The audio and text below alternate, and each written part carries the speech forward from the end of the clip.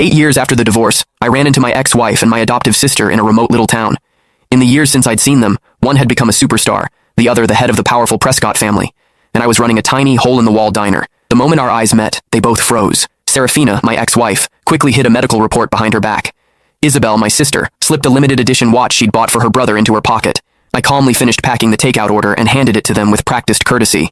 "Here you are, ladies." The formal, distant address seemed to rattle them. As they were leaving, Serafina suddenly turned back. "Didn't you say you'd only ever cook for me?" I offered a polite, empty smile. The foolish promises of youth, they don't mean much now, just like the people and memories I once thought I could never get over. With time, they had all faded to nothing. Through the open glass door, the noise of the street drifted in, but it couldn't dispel the frozen silence that had settled over the diner. The two women who had conspired to ruin me, to cast me out of my own home, now stood at the counter, unwilling to leave. Serafina clutched the plastic bag of food, choosing her words carefully. "Owen is injured and needs to recuperate. The facilities here are excellent, so we brought him to stay for a while. Mom and Dad, they came too," she added. "Do you want to see them?" I shook my head, wiping a grease stain from the countertop. "No, that's not necessary. Please give my regards to Mr. and Mrs. Prescott." I paused, then added, "Actually, it's probably best you don't mention me at all. Being associated with someone like me would only tarnish the Prescott name." At that, my adoptive sister Isabel's brow furrowed. "Noah, these past few years Noah!"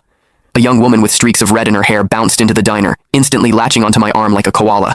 "I'm starving. The school cafeteria food was literal poison today," I chuckled, ruffling her hair. "You say that every day, Gigi. There's a plate of your favorite shrimp scampi in the kitchen. I just made it. Go get it yourself." Gigi just hugged my arm tighter, whining, "No, you have to eat with me." Noticing that my other two visitors still hadn't left, my smile faded.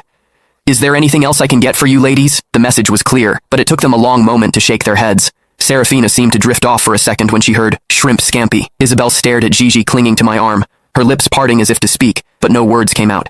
I led Gigi into the back, the curtain falling behind us and cutting off their view. When I came out again, they were gone. "Hey," Gigi said around a mouthful of shrimp. "Did you know them? They weren't here to cause trouble, were they? I've seen them on TV. One's a huge celebrity, the other runs the Prescott Corporation. They're kind of a big deal." I placed another shrimp in her bowl.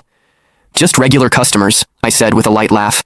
"If I knew people like that, do you think I'd be running this little diner? I'd have moved us all into a mansion by now." Gigi giggled, then leaned in conspiratorially. "I heard that Superstar's husband is the one who's sick. The whole family came all the way out here just to take care of him. Must be nice, having that many people who care about you." I said calmly, wiping a grain of rice from the corner of her mouth. "Oh, I knew exactly how much they doted on Owen Prescott.